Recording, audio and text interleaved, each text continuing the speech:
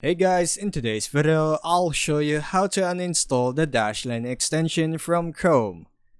First, open Chrome and click the three-dot menu in the upper right corner.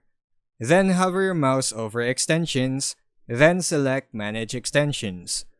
Or you can also type chrome://extensions in the address bar and press enter to go straight there. Once you're on the extensions page, scroll to find Dashlane. Click the Remove button next to it. A confirmation dialog will pop up, then click Remove again to confirm. If the Dashlane icon is pinned to your toolbar, you can also right-click it and choose Remove from Chrome directly. Then confirm. After removal, restart your Chrome browser. To verify, go back to the extensions page or check your toolbar if the Dashlane icon is gone. And that's how you uninstall the Dashlane extension from Chrome. Thanks for watching.